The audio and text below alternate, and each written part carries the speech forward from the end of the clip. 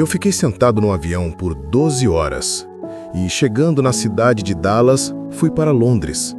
Caminhando pelos corredores, fizemos algumas mudanças e depois fomos por 9 ou 10 horas para Lagos, na Nigéria. Depois, de carro, fui para o local dos meus compromissos para falar para milhões de pessoas. Eu estava em Thelma, preparado para o evento que o pastor me convidou, um dos maiores que organiza durante o ano. Eu estava com os maiores, mas sem açúcar. Era inexplicável. Quando eu estava pronto para ir, recebi uma chamada. O telefone tocou. Era uma notícia. Meu filho sofreu uma paragem cardíaca. Os doutores estavam assustados e, em meio a todo o trabalho, ele teve uma segunda paragem cardíaca.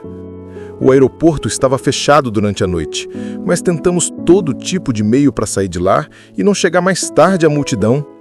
Primeiro porque, quando estamos sob pressão, é necessário ter os pés firmes para não se deixar levar pelos sons, pelas vozes, pelas multidões e pelas matas. E isso pode te fazer se perder por pouco. E já era, meu filho, eu tinha que estar lá. Perguntei, Senhor, como é que isso aconteceu? Ele precisava de cirurgia urgentemente, e isso me abalou. Eu disse, ele é um jovem com apenas 20 anos, cheio de energia e saúde, nem está acima do peso. Como é que isso aconteceu? Mas queremos sempre entender tudo. Mas não podemos. Então, por horas e horas, fiquei acordado o tempo todo dizendo, Deus, proteja meu filho, porque eu não queria me limitar, nem parar com medo de perder meu filho. Mas sempre queremos entender o porquê.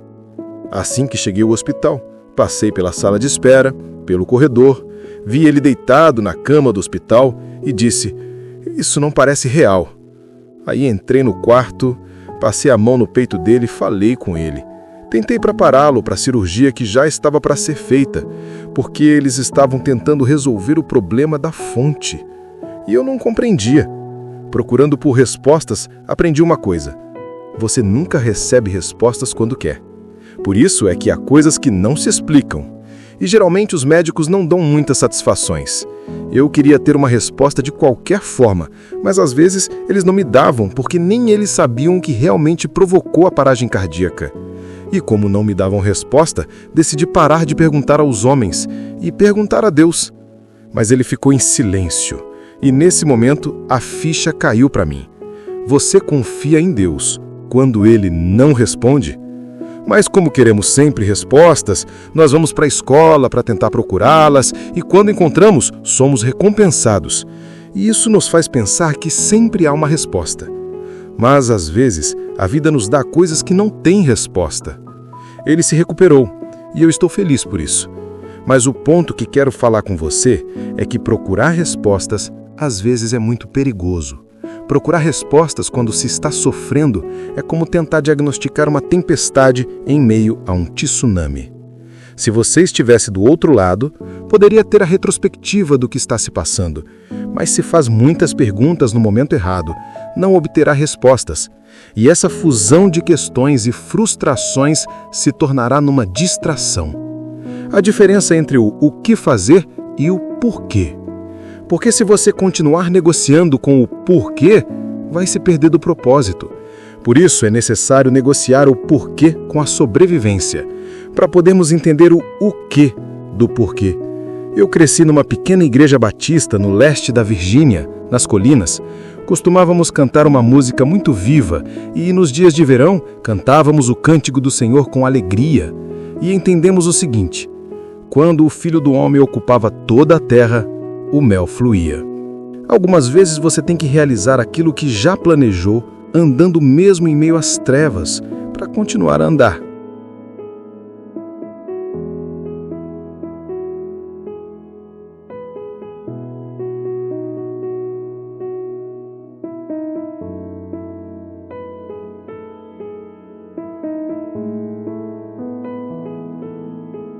Através da fé e não pelas festas. Não para que Deus olhe para o seu sucesso, intelecto, porque quando você pede que Deus veja, Ele olha para frente daqueles tapetes, para aquele terço até o teu nível. E isso significa que os caminhos estão acima dos seus, os pensamentos estão acima dos seus. e que as coisas vão ter que descer para te explicar. Mas entenda que Deus nem sempre está interessado em ter um intelecto, mas está interessado em sua obediência. Se você entendeu o que eu falei, é porque a obediência é a verdadeira forma de demonstrar aquilo que você não percebe. Porque se eu falar para o meu filho, arruma seu quarto, ele não vai ter motivos nem razões para questionar o porquê. Não há maneira de eu tentar explicar, eu simplesmente digo, arruma seu quarto. Obediência é melhor do que sacrifício. Obediência é melhor do que o entendimento. A versão nos ensina que nós precisamos confiar nele, acreditar nele de maneira que nos atentemos, que uma provação não é uma punição. Você não é amaldiçoado por causa desses dias maus. Você tem que entender que Deus não está, neutro enquanto você está a sofrer. Ele sente o mesmo que você sente, apesar de níveis diferentes. Você tem que entender a diferença entre provação e punição. Provação significa que você passará por uma fase para despertar e mostrar seu real valor. É assim que Deus mostra que você tem valor. Se provar não porque você se perdeu. Ninguém prova alguém que está perdido. Ele te prova porque ele sabe que você é frutífero. A provação às vezes parece uma punição, e nós sentimos isso. Mas nós devemos entender que se não soubermos o que está sendo pressionado, vamos pensar que somos amaldiçoados. Deus não consegue se contradizer. Ele diz que vai nos curar. Aquele que aprende a confiar quando passa por maus dias, entende que as feridas ele irá curar. Eu tenho que confiar em Deus, do mesmo jeito que eu acordo todas as manhãs para pregar, mesmo sem conseguir andar. Eu voltei para o rosto desse pregue, tinha que me deitar no chão da frente da igreja. O medo foi tão grande que depois, quando fui me preparar para me apresentar, eu saí. Porque quando a unção está sobre mim, o espírito começa a se mover e a energia toma conta. É como se a dor desaparecesse. Eu cometi um erro. Sentei embaixo e depois fui pregar. Mas como sempre embaixo, eu não queria levantar. Então eles tinham que me ajudar a levantar. Mas como é possível alguém que prega sobre glória, unção e poder não conseguir levantar de uma cadeira?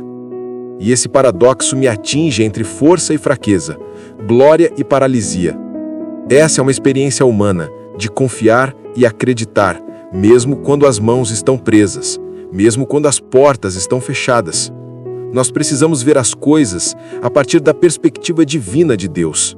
Mas temos que olhar na perspectiva de Deus para quebrar os nossos limites. Mas nós não vemos o que temos fé. Podemos ver um canto e Deus vê todo o resto. Se confiarmos apenas nele quando estiver tudo infernal, se confiarmos com lágrimas caindo no rosto, se acreditarmos antes da tempestade, veremos dias melhores. E não há problema em ter medo e fé ao mesmo tempo.